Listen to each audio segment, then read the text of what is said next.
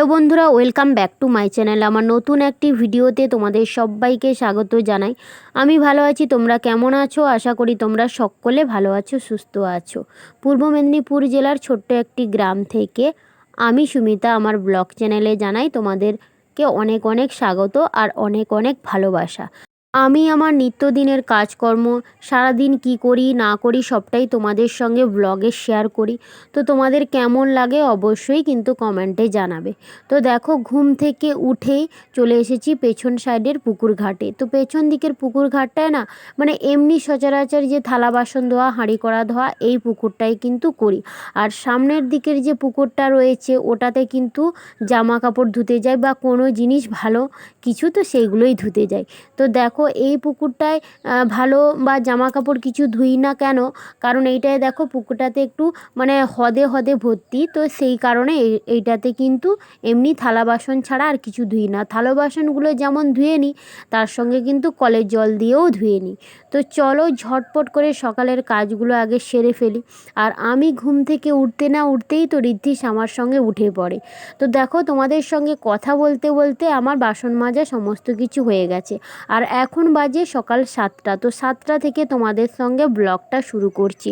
আজকের সারাদিন কি করি না করি সবটাই তোমাদের সঙ্গে শেয়ার করব। তোমরা প্লিজ পুরো ভিডিওটা প্রথম থেকে শেষ অবধি দেখো। আশা করি ভিডিওটা তোমাদের খুব খুব ভালো লাগবে। তো চলো, থালা বাসনগুলো তো ধোয়া হয়ে গেছে, এগুলো রেখে দিই, তারপরে তোমাদের সঙ্গে কথা হচ্ছে।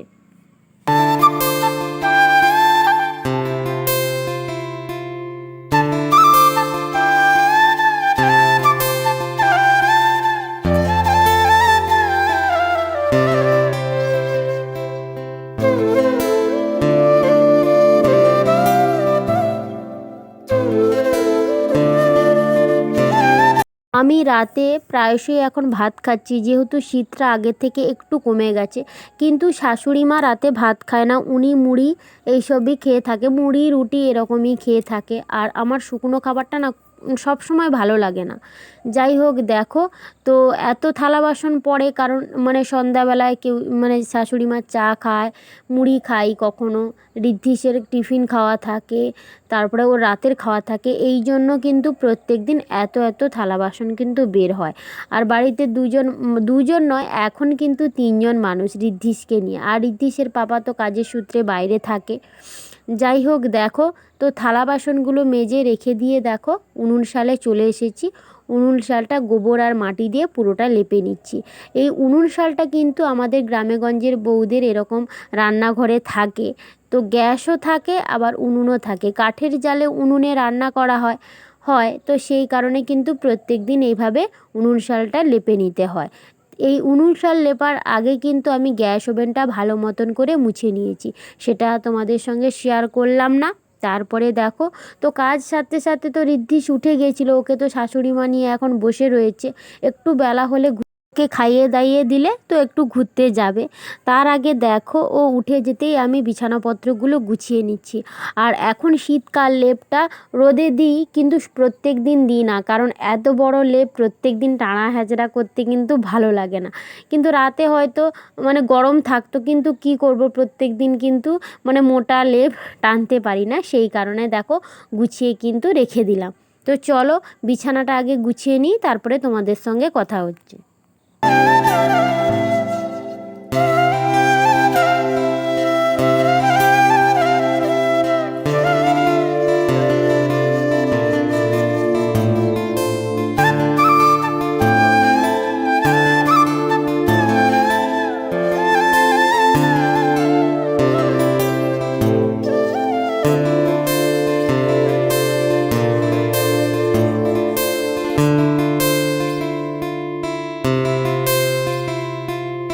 বিছানা তো টান টান করে গুছিয়ে নিলাম, তারপরে এখন বাজে 7:30। তো 7:30 তো আমাদের জল আসে 7:30 আর 12:30।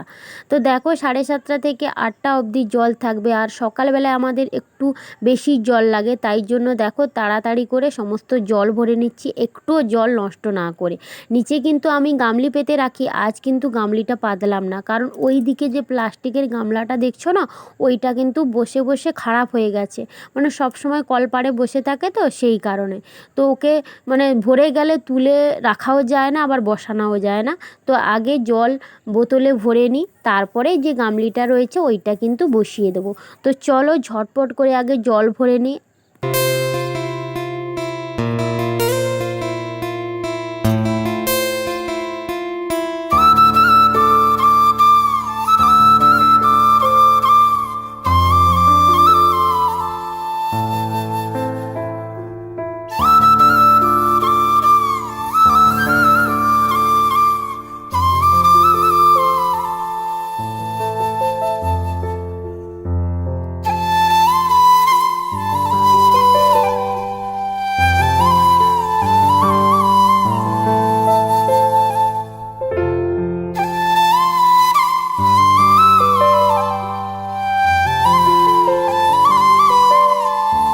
জলরা হয়ে যেতে আমি পুকুর ঘাটে জামা কাপড় নিয়ে চলে গেছিলাম ধুতে, কিন্তু মনে পড়ে গেল সকালবেলায় যে মাছ নিয়ে রেখেছিল সেটা তো ছাড়ানো হয়নি, কারণ জামা কাপড় কেচেই তো আমি স্নান করে নিই।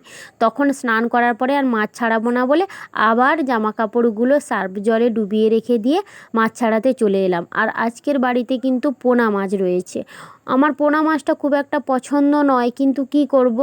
আর বাড়ির কাছ দিয়ে যে মাছওয়ালা মাছ নিয়ে যায় উনি বেশিরভাগই এরকম পোনা মাছ নিয়ে যায়।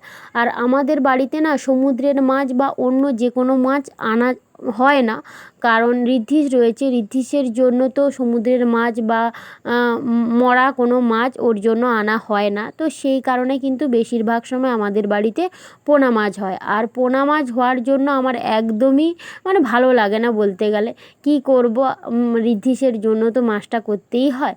তো দেখো মাছটা আমি পেছনের দিকে পুকুরে চলে এসেছি ছাড়াতে। তো মাছটা আগে ছাড়িয়ে নিই, তারপরে আবার জামা কাপড় ধোবো, স্নানে যাব।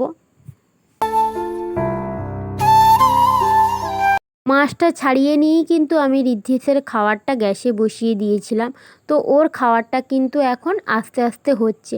তারপরে আমি আমার সামনের যে পুকুরটা রয়েছে ওই দিকে গিয়ে দেখো সার্ফ জলে যে জামা কাপড়গুলো ডুবিয়ে দিয়ে রেখে এসেছিলাম, তো সেইগুলো দেখো কেচে নিয়ে চলে এসেছি আর এখন মেলে দিচ্ছি। তো প্রত্যেক দিনের জামা কাপড় কিন্তু প্রত্যেক দিনই মানে সব জামা কাপড় কিন্তু শোকায় না। তো গতকাল যে জামা কাপড়গুলো শোকায়নি তো সেইগুলো দেখো তারে কিন্তু মেলে দিয়েছি আগে থেকে। তো ওইগুলো কিন্তু আজকে শুকিয়ে যাবে। আবার আজকে যেগুলো মিলছি মানে ওই ঋদ্ধিষের সোয়েটার টুপি ওগুলো কিন্তু একদিনে শুকায় না, ও 2-3 দিন সময় লাগে। যাই হোক দেখো জামা কাপড়গুলো মেলে দিয়ে আমি স্নান টান সেরে চলে এসেছি। আর ঋদ্ধিষকে টিফিনও খাইয়ে দিয়েছি, আমিও খেয়ে নিয়েছি। তারপরে দেখো রান্না বান্নার কাজে চলে এসেছি। তো ভাতটা হয়ে যেতে ভাতটা নামিয়ে দিয়ে দেখো তো আমি আলু, বিচি কলা, বেগুন এইসব তুলে দিলাম জলে সেদ্ধ করার জন্য। তো আজকের এইটার একটা তরকারি হবে, আর পোনা মাছটা যে রয়েছে ওটা ওলকপি দিয়ে টক বানাবো। আর ঋদ্ধিষের যেমন আলাদা করে একটা ঝোল থাকে মানে ঝোল করি, তো সেই রকম একটা বানাবো। তো দুপুরের এই রান্না খাওয়া দাওয়া। দুপুরবেলা তো ঋদ্ধিষ খেয়ে একটু ঘুমিয়ে গিয়েছিল, আর তার সঙ্গে আমিও একটু শুয়েছিলাম। তো আমি উঠতে না উঠতেই কিন্তু ও আমার সঙ্গে উঠে পড়লো। তারপরে দেখো ও উঠে কিন্তু এখন পড়েছে, আর ও এখন ঠাকুমার কাছে রয়েছে।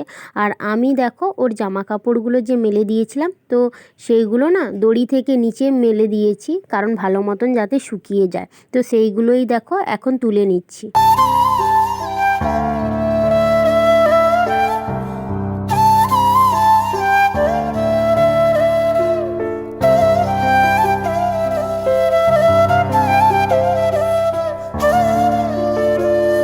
জামা কাপড় তুলে ঘর ঝাড়ু দিয়েছিলাম চারদিকটা, আর কিছু বাসন ছিল সেগুলোও ধুয়ে রেখে দিলাম। তারপরে দেখো চলে এসেছি জ্বালন কাটতে। এই যে জ্বালানিগুলো কেটে আমি আগে থেকেই কিন্তু রেখেছিলাম, মানে গতকাল আমি রেখেছিলাম। তো এইগুলো ভালো মতন শুকিয়ে গেলে তো এই জ্বালানিগুলো বর্ষাকালের জন্য না মাচাতে তুলে রাখবো। তো সেই কারণে আমি কেটে সুন্দর করে গুছিয়ে রেখেছি রোদে দেওয়ার জন্য। আর একটা না দুটো রয়েছে, তো সেইগুলো এখন কেটে নিচ্ছি যাতে ভালো মতন রোদে শুকিয়ে যায়। আর বর্ষাকালের জন্য জ্বালানি তুলে রাখতে হবে, কারণ বর্ষাকালে চারিদিকটা তো ভেজা থাকে, তখন মানে উনুনে উনুনে জ্বালান দেওয়ার মতন জ্বালানি থাকে না। তো সেই কারণে আমাদের কিন্তু আগে থেকেই জ্বালানি গুছিয়ে রাখতে হয়। আর যখন একদম থাকে না তখন কিন্তু গ্যাসে করি। যেহেতু আমরা গ্রামাঞ্চলের মানুষ, তাই কিন্তু জ্বালানি আছে, তাই উনুনেই কিন্তু রান্নাটা করি। তো চলো ঝটপট আগে জ্বালানগুলো গুছিয়ে নিই। বিকেলের সমস্ত কাজ সেরে ঋদ্ধিষকে রেডি করিয়ে দিতে ও ওর ঠাকুমার সঙ্গে একটু ঘুরতে গিয়েছিল। তারপরে সন্ধ্যাবেলায় সন্ধ্যাবাতি দিয়ে টিভি দেখছিলাম সবাই মিলে, আর কোনো কাজকর্ম ছিল না। তো রাতে খাওয়ার ওকে খাইয়ে দিয়েছি, তো ওকে রাতে স্যারিলাকই দিয়েছি। তো ও এখন খেয়ে ঘুমিয়ে গেছে, আর এখন বাজে 9:30। তো দেখো রাতে আমাদের রুটি আর দুধ, এই রাতের খাওয়া দাওয়া। তো চলো খাওয়া দাওয়ার কাজটা সেরে নিই। আর আজকের ভিডিওটা এখানেই শেষ করছি। কেমন লাগলো অবশ্যই জানিও। নেক্সট ভিডিওতে তোমাদের সঙ্গে দেখা হবে। সবাই ভালো থাকো, সুস্থ থাকো। আর অবশ্যই আমার ভিডিওগুলো যদি তোমাদের ভালো লেগে থাকে তাহলে চ্যানেলটা সাবস্ক্রাইব করে পাশে থাকো। তো সবাইকে টাটা।